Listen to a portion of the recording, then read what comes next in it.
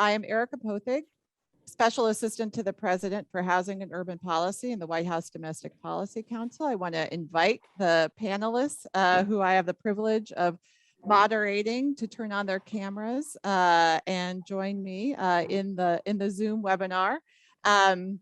We have with us today, I'm pleased to say, Austin Mayor Steve Adler and San Diego County Board Chair Nathan Fletcher, and Gina Dunlap, who's a strategic advisor and 2019 Harvard Loeb Fellow. Thank you so much. We know that Mayor Steve Adler is in the middle of a council meeting today, as I'm sure Board Chair Fletcher can appreciate. It's very dynamic and not able to control the time. So we appreciate when he is able to join us in this conversation. Thank you all for coming and sharing some of your wisdom and your time. Just a second, Mayor Adler, just a second. Yeah. So pleased to have you as a part of this conversation. What we want to set out today is first panels. The first panel conversation we're going to have is about local action. That's where, and Dr. Glazer just illustrated for us, that's where it happens. It's where the rubber hits the road. It's where the hard work gets done. And we want to hear about your success in advancing reforms. And then we're going to turn to a panel moderated by my colleague, Julie Rodriguez, on state policy. That's also an important complement to local action. So let's get going. I'm going to invite first Mayor Adler to help us better understand what Austin is doing in this regard. We know that Austin is one of the fastest growing cities in America with very strong housing demand, as illustrated by the presentation we just saw. By one statistic, it has the 5th most housing permits in the country over the past decade. And zoning and permitting challenges constrain the supply of housing. So Mayor Adler, I think you're with us. We're very curious to know what steps you've taken to address the constraints in housing supply and grow your housing stock to meet the demand, the very clear demand of people wanting to stay in and move to your city.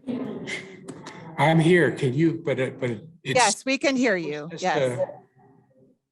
But it says that I can't be up here by video unless the host allows me to be up here. Okay. I think there we are. All right.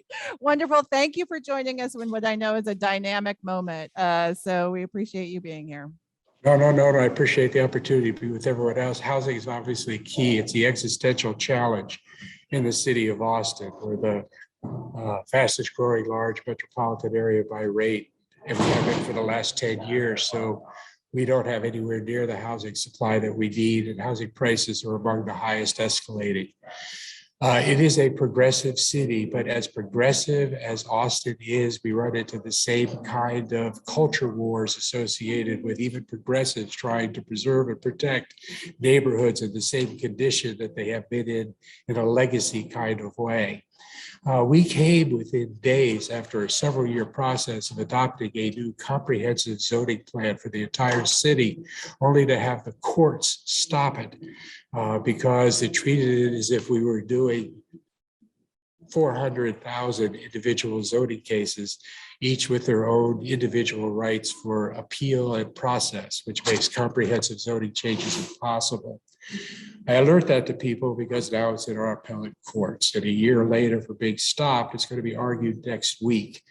So if people are caught in that same battle, I can tell you the up to the state legal research on where the law is around the country we have right now, and we'll find out next week what happens. In the meantime, recognizing that we don't have the present ability to do a comprehensive zoning change, we're trying to find where the Venn diagrams cross so that we can actually do progressive zoning changes, adding density, diminishing setbacks, reducing parking requirements. How do you do that in a world where the culture war is strong and the NIMBY side is politically powerful? So we've done some things to try and get around that. We were successful in establishing a practice that allows for changes in our zoning when associated with commitments for affordable housing. So most of the progressive policies that you would want in terms of parking or setbacks or density or height, we allow, but only to the degree that the property owner petitioning for that ability is willing to forever dedicate a certain portion. And it varies, but it's 10% or 15%, depending on whether it's below 80% or below 60% of mean family income. But we use that because we find that it's hard even for the NIMBY element to oppose a project that's delivering affordability in a city that so desperately needs it. And we're trying to engage in that kind of guerrilla war at this moment in as many different ways as we can. We've also established an Austin Housing Conservancy, which uses market forces, not subsidies, to preserve Class B and C multifamily projects before they're bought and purchased and converted into Class A apartments or condominiums. It's a nonprofit that's been set up as a conservancy. It's the general partner, but otherwise it's a limited partnership. But it gives investors the ability to have a really safe 6% to 7% return on their dollars. And we're trying to get individual donors to participate, recognizing it's not paying the 15% return that people could get if they were to convert those projects, but the 6% is a safe enough return. We're arguing, give us some of your bond investment and put it into this kind of investment. And we've been able to preserve about 2,000 units that way thus far. So it looks like it's a model that might very well be something that can work. We sure do like what HUD's doing and the help with the support. And boy, I tell you, we need more of that. And we're anxious to see the bills pass so that those additional funding come in. But we're right on the verge of that culture war, trying to do as best we can. Thank you so much, Mayor. And we will look forward to seeing the outcome and of the appellate court case. But I appreciate that what you are doing, notwithstanding that litigation. Thank you. Thank you. I want to turn now, if you could just mute yourself, Mayor Adler. Thank you. I want to turn now to Board Chair Fletcher.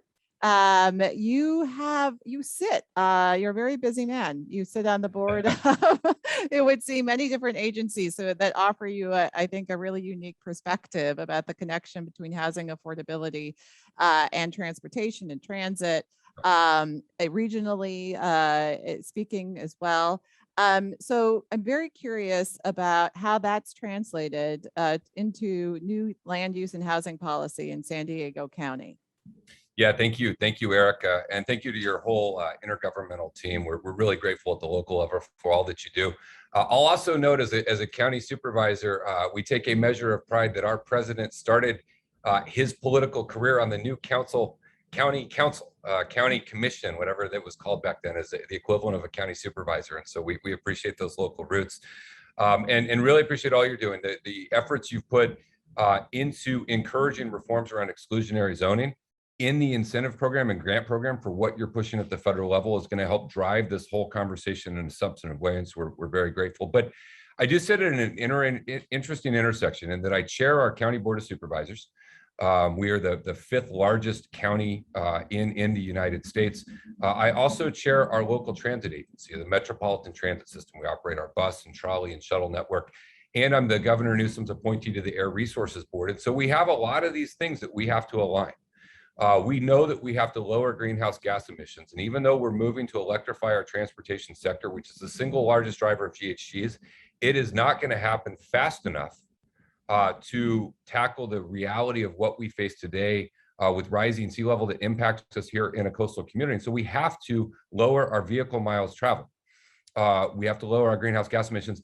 And we know that we have to increase the supply of housing. And as Mayor Adler just said, and you know, one of my favorite cities outside of my own in Austin, we've got to reset our mindset. And at least in San Diego County, we don't have huge swaths of available land to do large single family home suburban sprawl. We don't have them. The areas where that land exists are areas that are in high fire prone areas. You can't get insurance. I'm going to tell you, if the insurance industry can't come up with a dollar amount to charge you There's no dollar amount you can pay for insurance. That's what I call an indicator that it's probably not worth the risk of putting the housing there. It also skyrockets VMT. And so this mindset shift we're having to make back to infill, back to greater density, that is where we run into to some of the problems. And so I think it's a recognition that in California, we care about environmental protections. We care about paying our workers fairly. We don't want to use taxpayer funds to subsidize the construction of housing with workers that have such low wage. We're going to have to subsidize their existence. And we also care about increasing density. And so how you align these things together is what creates that rub. And we're doing a lot of things in California. You're going to hear later from Senator Scott Wiener, who's been leading on state efforts around changing state policies and putting pressure on local governments. And I commend him. Keep pressuring us to do what we have to do, because you get the pressure from the NIMBY side, and we've got to have the pressure on the other side. But we're doing things on auxiliary housing units or granny flats. We're tackling height limits. We've got things we're doing around duplexes and quads and putting those density bonuses are a great thing. Mayor Adler, I think, referred to it's what we call density bonus. As you increase the number of affordable units, you can increase the density on those projects. But we have to have elected officials that have the courage to overcome those 17 folks from a neighborhood who any change is hard. I get it. But we have an obligation. We have to figure out how we can do this in a responsible way. The other thing that we've done somewhat creatively is in the county government setting, we have land use jurisdiction for the unincorporated area, the areas outside of our incorporated cities. And that's where we tend to generally, before I got here, think exclusively about where we put housing. But the unincorporated areas are a challenge to put housing because most of them are more rural. You have VMT issues, you have multiple species conservation plan issues, you have water issues, you have fire danger issues. And so we're going to continue to build housing in the unincorporated where it is appropriate. But we are looking at county-owned land in other jurisdictions. I have multiple projects in my district, which is in the city of San Diego, where we are doing hundreds and hundreds and hundreds of 100% affordable units on county-owned land inside the city of San Diego. It gives us some flexibility around zoning. Because we own the land, we can come in and start doing fair agreements around how much workers get paid and those types of things. So there's opportunities where government can build on their own land. There's a lot of creative things you can do with land trusts and all types of things to really, the cost of the land is one of the biggest barriers. And if government owns it, then that's a public resource. We can invest that appropriately. We're doing the same at my transit agency. And this is where I'll end on this on transit agencies. We as an agency, pre-COVID, we're one of the few transit agencies in America seeing month-over-month ridership increases. We were doing all kinds of creative things to get more people on our buses and trolleys. We're taking shoulders of freeways and creating rapid bus lanes and increasing grade separating our trolley system so it can run more frequently. But we also looked at what land we own adjacent to our transit centers. And we now have almost 20 projects moving where we are building affordable housing adjacent to a transit center, which means you don't need the same parking requirements because you can walk right out your door and get on the trolley. We have greater flexibility around height. And because as an agency, we own the land, we just cut the ribbon on beginning a process, an affordable housing mixed commercial use project on our trolley stop that is being constructed under a project labor agreement with 100% union labor. Because those union workers aren't going to need affordable housing. They're going to be able to buy housing. And so we're tackling both the wages there. Now, where we need more help is, I need to create more transit lines. And that is why what you all are pushing at the federal level is so vital. That investment you can send to transit agencies to increase our zero emission buses, to increase our bus lines, to increase rail lines and frequency, also is allowing us to increase the availability of housing because now I can put housing adjacent to transit and I can tackle my greenhouse gas goals. I can tackle my vehicle miles traveled goals, and I can tackle constructing more housing. And that is where that federal investment in so much of what you're pushing is so vital. It's not just about building transit. Transit and housing, these two things go together. Transportation and housing are one issue, particularly in more urban settings with less of the available land. And so in California, it's going to cost a little bit more. We care a lot about our environment. We care a lot about our workers, but that doesn't mean there aren't things that we can do to drive the construction of more housing in the right place, done the right way. And we're pushing, and we're so grateful for the entire Biden administration. All of the things you're pushing have a direct tie to us on the ground, able to lower greenhouse gas emissions, and build housing and take care of our workers. And I really appreciate the opportunity to join you today. That's fantastic. There is so much richness in what you just said. I mean, I hope our audience sees and drills in more to the great practice and policy that you're advancing in San Diego County. So thank you for bringing some insight to that. I want to turn now to Gina Dunlap from Louisville, Kentucky. And we know from other successful efforts to achieve zoning reform that it doesn't just happen without a lot of citizen engagement and education. We've heard even that today. So, Gina, what inspired Louisville's recent efforts and help us understand the process you use to build support for them? Yes, thank you, Erica. It's a pleasure to be here, and you're absolutely right. Having the community involved is paramount to creating positive change, and some of the information that's been shared today. Louisville's no stranger to issues around race and zoning, dating back to the Buchanan versus Worley Supreme Court case in 1918. Fast forward a few decades, Mayor Greg Fisher, his administration has always lifted equity and inclusion as a major staple in the current administration. But that doesn't mean we haven't had challenges, particularly in how to operationalize concepts around equity.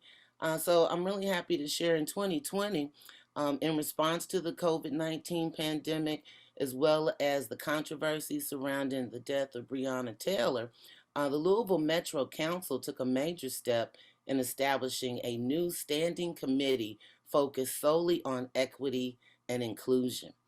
As a result of that, they, as well as the Planning Commission, adopted separate resolutions to basically do an equity review of our land development code.